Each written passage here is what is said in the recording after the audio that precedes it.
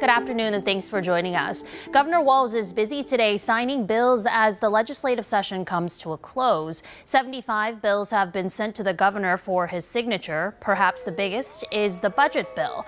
The governor tweeted a checklist last night of what he says the bill will do for Minnesota. It includes an investment in public safety, rebate checks for some Minnesotans, tax cuts, and money to end child poverty. Minnesota is also poised to legalize recreational use of marijuana, but there are a lot of logistics to still work out, like how police might test people suspected of driving while high. Right now, there's no way to accurately measure that because THC is absorbed differently into the body than alcohol. The bill the governor will sign dedicates funding instead to expand oral fluid testing, but that only detects presence, which doesn't necessarily mean impairment. This comes as today, 100 days of safe driving campaign that kicks off, so officers will be on the lookout for people driving under the influence. Minnesota is now joining the fight against illegal robocalls. Attorney General Keith Ellison is joining a suit with 48 other states against the company Avid Telecom. The lawsuit alleges it initiated billions of illegal robocalls, more than 24 billion over 5 years. Ellison says at least 14,000 of those calls were to Minnesotans. The state is encouraging Minnesotans to report scam robocalls to the AG's office. Ellison is also reminding people, don't hang on, hang up. In Woodbury, 2 men are facing charges this afternoon after a police chase.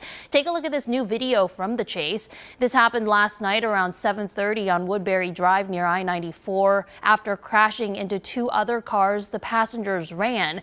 2 of them were arrested, but 1 was released. Police are still looking for another passenger. The driver is in custody at the Washington County Jail. This evening, the St. Paul City Council will host a public hearing to talk about plans for a bike trail on Summit Avenue. Earlier this month, Parks and Rec commissioners voted to approve recommendations for the project. The plan has received a lot of criticism, with many concerned about safety and tree removal. The council could take a final vote on the plan on June 7th. More than 100 bikes are going to be given away to kids across the Twin Cities. Thomson Reuters employees traded in their laptops for wrenches and screwdrivers yesterday for their annual Build-A-Bike event. The bikes will be sent to police departments across the Twin Cities. Officers will then give them away to kids in their community along with a new helmet. Showers north of 94, and that will break apart as high pressure builds later on tonight. We'll quickly lose the cloud cover overnight, and then it's possible we could find a few spotty showers for tomorrow morning early. Now, very spotty in nature.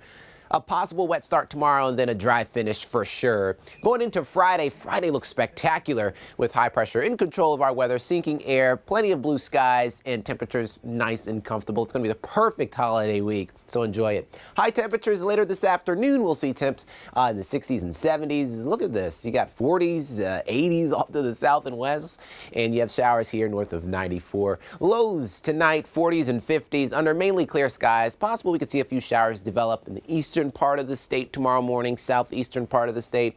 Very brief. We're not expecting any washout conditions. All in all, borderline there, statewide forecast, just gorgeous weather again for tomorrow. So enjoy the week.